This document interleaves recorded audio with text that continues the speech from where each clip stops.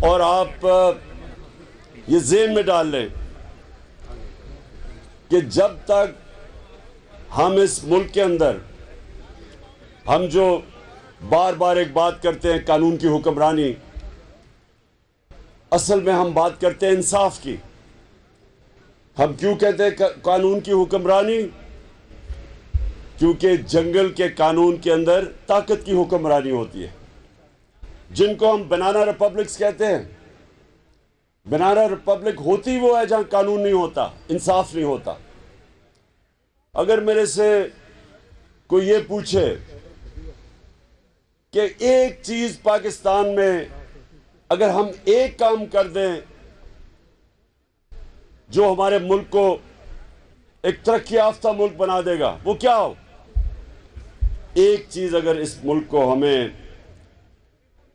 ہم اس ملک کے اندر انصاف قائم کر دیں، اور انصاف کا مطلب یہ ہوتا ہے کہ طاقتور اور کمزور ان کے لیے ایک قانون بن جائے۔ میرے نبی صلی اللہ علیہ وسلم نے کہا تھا کہ تمہارے سے پہلے بڑی قومیں تباہ ہوئیں، جدھر جب چھوٹا چور چوری کرتا تھا وہ جیل میں، اور جب طاقتور چوری کرتا تھا اس کو وہ ملک کا نظام نہیں پکڑ سکتا تھا۔ یہ بیسکلی ایک چیز یاد رکھیں، ایک چیز، جب تک ہم طاقتور ڈاکوؤں کو قانون کے نیچے نہیں لے کے آتے، یہ بھول جائیں کہ کوئی بھی اس ملک کو اوپر اٹھا سکتا ہے۔ غور سے سنیں، میں آپ کو ایک یونائٹڈ نیشن سیکرٹری جنرل اس نے ایک پینل بنائی ہے، کمیشن بنائی، پتہ چلانے کے لیے کہ غریب اور امیر ملکوں کے اندر یہ کیوں فاصلہ بڑھتا جا رہا ہے۔ غریب ملک غریب ہو رہے ہیں، امیر ملک امیر ترین ہوتے جا رہے ہیں۔ تو اس نے ایک پینل بٹھائی جس کا اس کا نام رکھا فیکٹ آئی پینل۔ اس نے بڑی دیر کی ریسرچ کے بعد کس نتیجے پہ آیا، اور یہ ذرا غور سے سنیں کیونکہ یہ پاکستان کے لیے بہت ضروری ہے کہ ہماری قوم اس چیز کو سمجھے۔ جو میں 26 سال اس ملک کے اندر انصاف کی جنگ لڑ رہا ہوں کرپشن کے خلاف، کیونکہ انصاف آئے گا تو کرپشن ختم ہوگی۔ تو وہ جو فیکٹ آئی پینل کی فائنڈنگ وہ کیا تھی؟ اس کے مطابق ہر سال ڈیولپنگ ورلڈ، یعنی کہ ہماری طرح کے ملک جو ڈیولپ ہو رہے ہیں، غریب ملک، ان ملکوں سے 1700 ارب ڈالر 1700 ارب ڈالر غریب ملکوں سے چوری ہو کے امیر ملکوں میں جاتے ہیں، آف شور اکاؤنٹس پہ جاتے ہیں، بڑے بڑے لندن کے فلیٹ خریدے جاتے ہیں۔ یہ یہاں سے غریب ملکوں سے ان کی جو رولنگ ایلیٹ ہے، صاحب اقتدار، ان کی جو ایلیٹ ہے، وہ چوری کر کے پیسہ غریب ملکوں سے ہر سال 1700 ارب روپیہ، 1700 ارب ڈالر، روپیہ نہیں ڈالر، غریب ملکوں سے امیر ملکوں میں جاتے ہیں۔ ایک منٹ، ابھی نہیں، سنیں، ایک منٹ سن لیں، یہ بڑا ضروری ہے آپ کے لیے سننا، کیونکہ میں تو آیا اصل میں آپ کو اس جہاد کے لیے تیار کرنے کے لیے آیا ہوں۔ میں پہلے سمجھ جائے نا وہ جہاد ہے کیا۔ یہ اگر آپ کو سمجھ نہیں آئے گی کہ آپ کس قسم کی جہاد لڑ رہے ہیں تو آپ خود کش حملہ کر دیں گے۔ میں چاہتا ہوں کہ سوچ سمجھ کے جدوجہد کی تیاری کریں۔ سو دیکھیں، جب تک جو میرے نبی صلی اللہ علیہ وسلم نے 1500 سال پہلے تقریباً تب کہا تھا کہ جب تک آپ بڑے ڈاکوؤں کو قانون کے نیچے نہیں لے کے آئیں گے، وہ ملک نہیں بچ سکتا بربادی سے۔ کیونکہ چھوٹا چور کتنی چوری کر لے گا؟ چھوٹا چور تو چلے بھینس چوری، گائے چوری، یا یہ موٹر سائیکل، گاڑی زیادہ سے زیادہ، لیکن جو بڑا ڈاکو ہے وہ صرف میں شہباز شریف اور بیٹوں نے جو صرف ایف آئی اے کے اندر ان کی چوری پکڑی گئی ہے 16 ارب روپیہ جو پکڑا گیا، جو نہیں پکڑا گیا وہ تو گیا باہر. یعنی جو ایف آئی اے نے پکڑا تھا وہ 1700 تھا. زرداری کا یہ جو اومنی فیک اکاؤنٹس وہ 100 ارب سے بھی زیادہ ہے. تو جو چھوٹا چور ہے وہ کتنی چوری کرے گا؟ بڑا چور، جو میرے نبی صلی اللہ علیہ وسلم نے کہا تھا ملک تو تب تباہ ہوتا ہے جب بڑے چوروں کو آپ نہیں پکڑتے. وہ جب پیسہ چوری کرتے ہیں وہ بستر کے نیچے تو اربوں روپیہ نہیں چھپ سکتا، اس کو ہنڈی حوالے سے باہر بھیجنا پڑتا ہے ڈالر لے کے.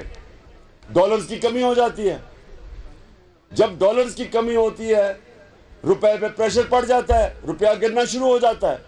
جب روپیہ گرتا ہے ہر چیز مہنگی ہو جاتی ہے، غربت پھیل جاتی ہے. اور جس ملک کے اندر آپ کی کرنسی گرنا شروع ہو جائے، باہر سے سرمایہ کاری نہیں ہوتی، فورن انویسٹمنٹ نہیں آتی، ملک ترقی نہیں کرتا. تو میرے عظیم لیڈر نے تو 1500 سال پہلے کہہ دیا تھا کہ اگر آپ بڑے ڈاکوؤں کا معاشرہ، آپ کا انصاف کا نظام نہیں پکڑے گا وہ تباہ ہو جائے گا. چھوٹے چوروں کو پکڑنے سے کیا فائدہ؟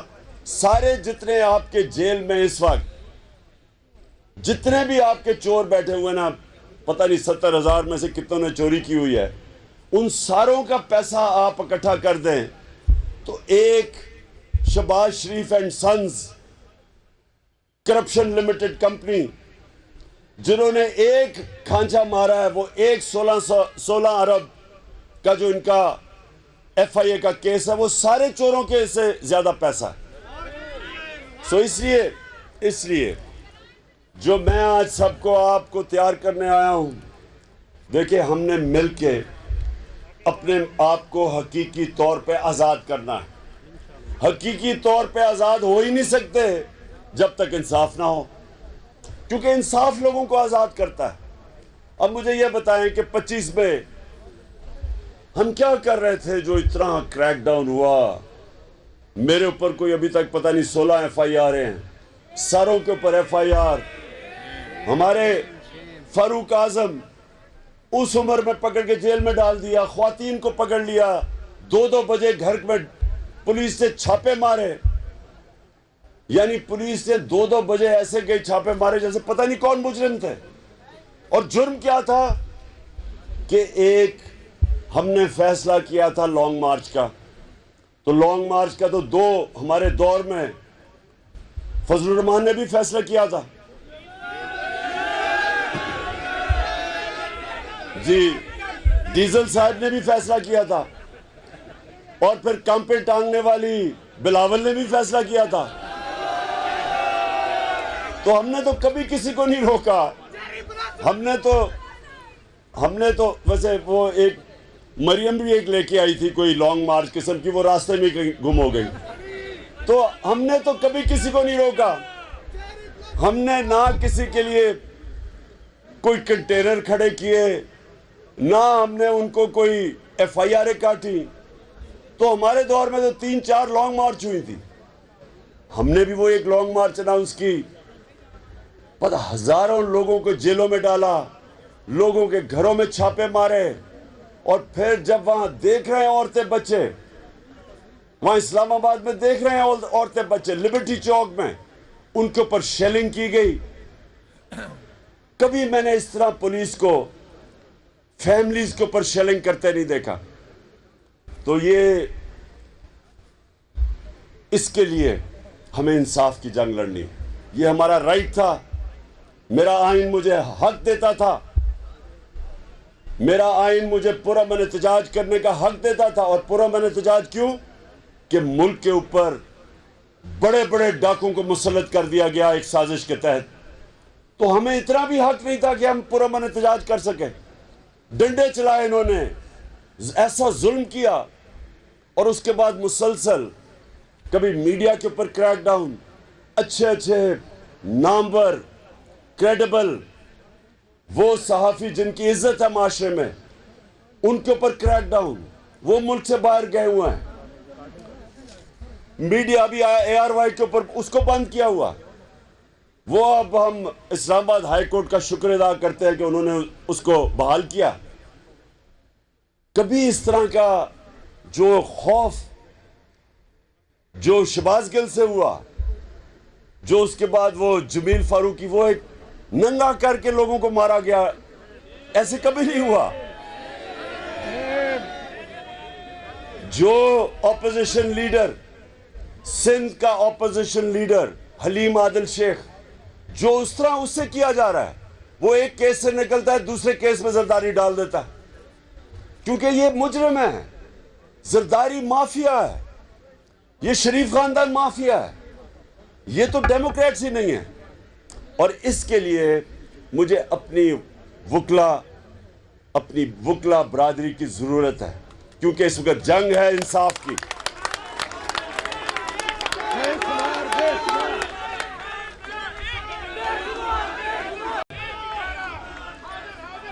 कि मैं चाहता हूं कि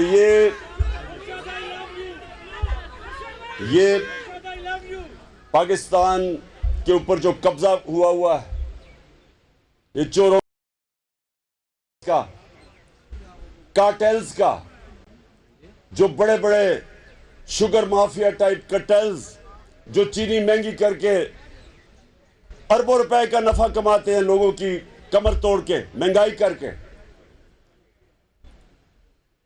ये जो लैंड माफिया है, सबसे बड़ा माफिया ये बन गया। इसके लिए हम सबको इकट्ठे होके इंशाअल्लाह एक इंसाफ का इनकलाब लेके आना है। और मैं आपको यकीन दिलाता हूं, जिस दिन हमने रूल ऑफ लॉ, कानून की बालादस्ती, जिस दिन हमने ताकतवर को कानून के नीचे लिया है, जिस दिन किसी की जरूरत ना हो कि किसी को जेल में टॉर्चर किया जाए, कस्टोडियल टॉर्चर जिसे कहते हैं, जो सहाफी हैं वो उनकी आज़ादी हो अपनी राय के लिए। हाँ, अगर कानून में अगर वो किसी की तौहीन करते हैं,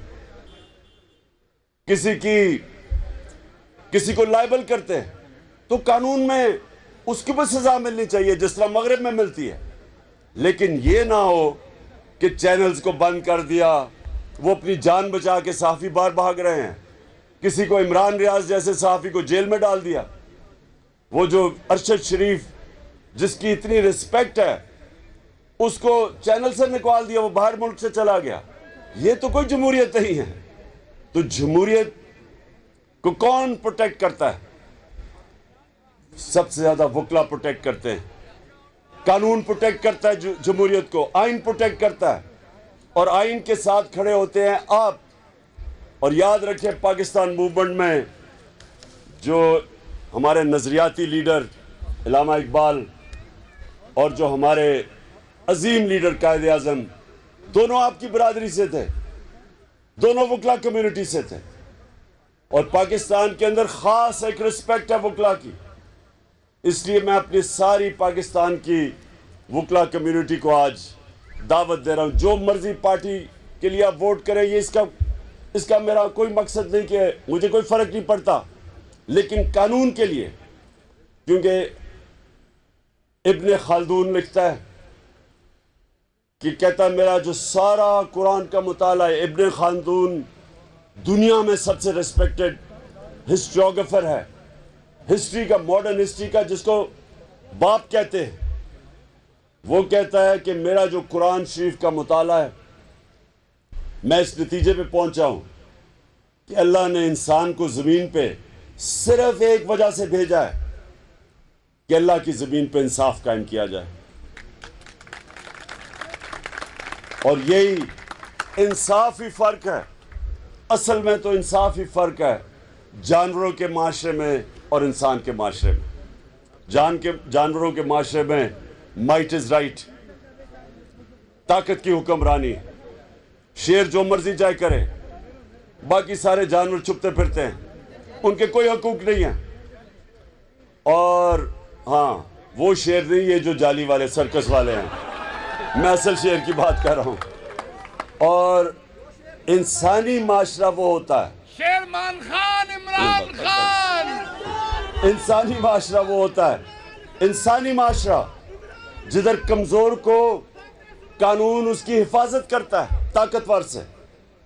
سیولائز سوسائٹی ہوتی وہ ہے جس کے اندر قانون کمزور کو پروٹیکٹ کرتا ہے. جب تک اگر قانون پروٹیکٹ نہیں کرتا کمزور کو تو وہ پھر انسانی معاشرہ نہیں ہوتا, وہ صرف عقل مند جانور ہوتے ہیں, عقل مند جانوروں کا معاشرہ ہوتا ہے. اور یہ اس لیے اللہ نے, میں بھی یہ سمجھتا ہوں کہ جو اللہ نے 1,40,000 پیغمبر بھیجے تھے دنیا میں, ان ساروں کی جو کامن مشن تھی وہ کیا تھی؟ وہ دو چیزوں کی بات کرتے تھے, انصاف اور انسانیت. یہ دو چیزیں, کیونکہ یہ دونوں چیزیں ہمیں جانوروں سے فرق کرتی ہیں, اس لیے اللہ نے پیغمبر بھیجے تھے ہمیں انسان بنانے کے لیے. اور اس لیے انشاءاللہ پاکستان میں جو اب ہماری جہاد ہے